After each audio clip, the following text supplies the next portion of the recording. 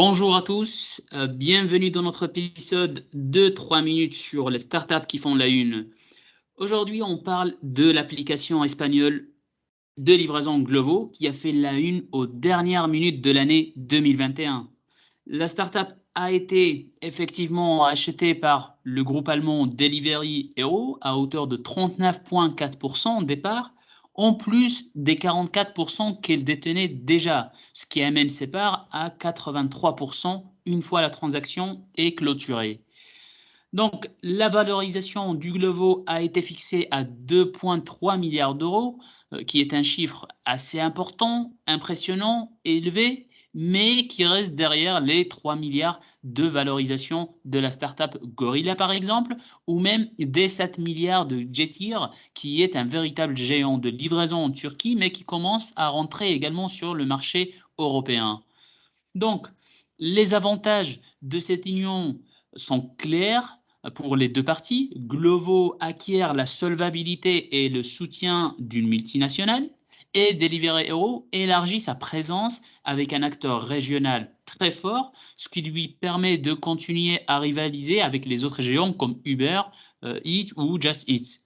Donc, pour revenir quelques mois, voire années en arrière, donc il faut savoir que Delivery Hero ont manifesté à plusieurs reprises leur volonté de racheter Glovo, ce que les fondateurs ont gentiment refusé, défendant qu'ils souhaitaient que le projet continue de manière autonome et indépendante.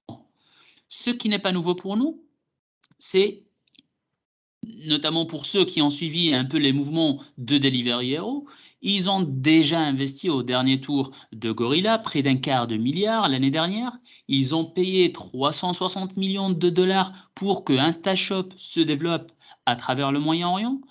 Cette même année, ils ont acquis Hugo, qui est une application de livraison à domicile au Salvador, pour 150 millions d'euros, et la liste est encore plus longue que ça. Donc, à l'échelle mondiale, Delivery Hero est quand même présent dans plus de 50 pays. Du fait de ses latitudes en Europe, sa présence s'est concentrée principalement sur les marchés nordiques et d'Europe de l'Est. Donc Glovo était une cible attractive du point de vue de son implémentation en Espagne, qui est le quatrième marché de la zone euro, ainsi qu'au Portugal, en Italie ou même au Maroc. Donc la question que beaucoup d'entre nous se posent, c'est qu'est-ce qui a fait changer l'avis des fondateurs pour abandonner la plus grande partie du gâteau après qu'ils se sont longuement acharnés pour la garder. Donc en plus du fait que l'offre est clairement attractive aux fondateurs, je crois que la contre-performance du cours de Deliveroo, de la startup Deliveroo, a joué un rôle dans cette décision. En fait, la cour de Deliveroo, qui a amorcé un déclin récemment, lui a fait perdre un peu plus de 45% de sa valeur en seulement 4 mois. Donc, même si on ne sait pas si cette baisse de Deliveroo est quelque chose de circonstanciel ou non, il est encore trop tôt pour savoir comment le marché de last mile va évoluer, mais ça a été, à mon avis, le bon timing pour que les fondateurs de Glovo acceptent une telle offre aussi importante. Autre élément qui a facilité et accéléré cet accord se trouve dans les petits détails qu'il faut qu'on déniche également. Quand on regarde de près l'accord, il comprend le versement de 705 millions d'euros de primes jusqu'en 2025. Donc encore une fois, un point de plus qui est important à ne pas négliger, et clairement ce sont les fondateurs qui sortent gagnants de cette affaire à titre personnel. Mais le dernier point que je souhaitais soulever, ce sont les 20% restants qui ont été exclus de cette opération. Que deviendront-ils dans le futur? Donc la question maintenant est de savoir si ces actionnaires accepteront l'offre. La situation dans laquelle ils sont restés est clairement n'est pas si simple.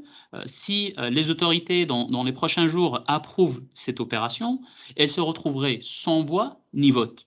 De plus, ils seraient susceptibles de subir une opération, une sorte accordéon à l'avenir, via par exemple une augmentation de capital, ce qui leur ferait perdre de la valeur.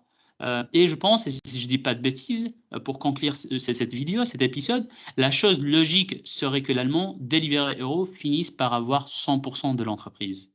Mais c'est le futur qui nous le dira.